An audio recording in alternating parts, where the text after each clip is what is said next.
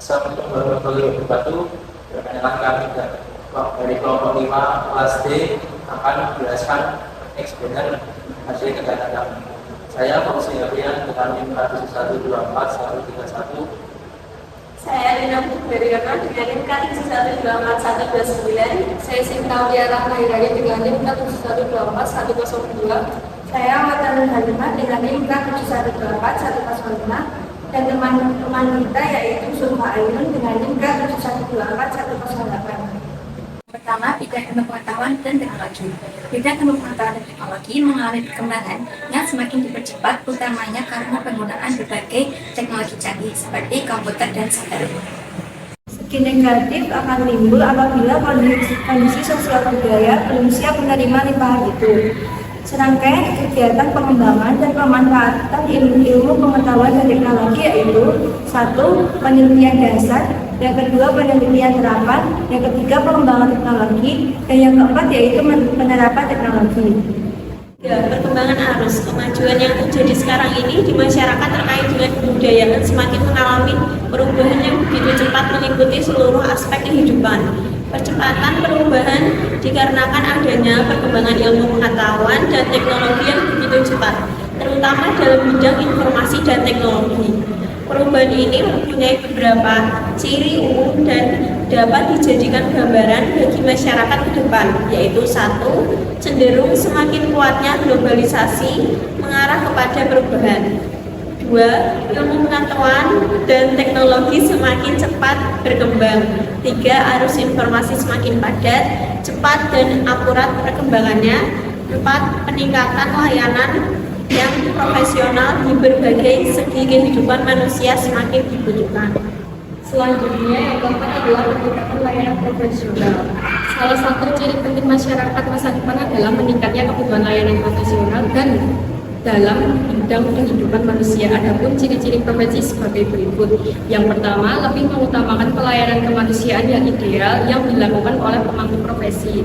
Yang kedua, terdapat sejumlah bidang ilmu yang menjadi landasan dari sejumlah teknik dan prosedur yang unik. Yang ketiga, terdapat suatu mekanisme saringan berdasarkan kualifikasi tertentu. Yang keempat, terdapat kode etik profesi yang mengatur keanggotaan serta tingkah laku anggotanya. Yang kelima, terdapat organisasi profesi yang berfungsi menjaga atau meningkatkan layanan profesi dan melindungi anggotanya. Upaya pendidikan dalam mengantisipasi masa depan. Tuntutan bagi manusia di masa depan.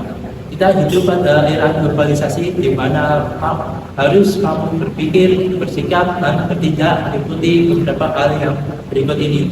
Yang pertama, opportunity creator atau menciptakan peluang. Hal ini membutuhkan kemampuan berpikir kritis, bersikap, dan bertindak secara singkat dan tepat, serta mampu mengolah keadaan terpojok menjadi peluang. Yang kedua, inovator atau pembaruan. Pembaruan merupakan hasil suatu proses yang menghasilkan hal yang baru. Hal yang baru di sini bukan hal yang menciptakan saja, namun bisa juga merupakan pengembangan dari hal-hal yang lama atau yang terdahulu. Yang ketiga, calculate risk taker atau manajemen risiko. Manajemen risiko merupakan keterampilan dan penyikapan atas risiko yang timbul. Risiko bisa dikelola dengan cara mengontrol, memindahkan, dan menghindar. Yang keempat, sustainable self-learning atau budaya belajar. Dalam hal ini kita dituntut belajar dengan cara mencari dan mengumpulkan informasi, pengetahuan, dan keterampilan dari berbagai sumber sehingga mendapatkan pengalaman yang baru. Yang kelima, soft skill, kualitas pribadi yang baik. Soft skill mencakup kemampuan yang ada dalam diri sendiri ditinjau dari sikap, keterampilan, dan kemampuan. Yang selanjutnya, upaya mengantisipasi masa depan pada era globalisasi ini. Yang satu, meningkatkan keimanan. Dengan meningkatkan keimanan, kita dapat menghargai, menghormati, dan menoleransi agama lain. Kita juga tidak boleh memaksakan kehendak kita ke orang lain, serta agar bisa saling mencintai antar umat beragama. Ketiga, meningkatkan sikap nasionalisme. Dengan bersikap nasionalisme, peserta didik mampu menghormati nilai-nilai luhur bangsa, bersikap toleransi, dan mencintai dan menghormati tanah air. Yang ketiga, menerapkan sikap mandiri.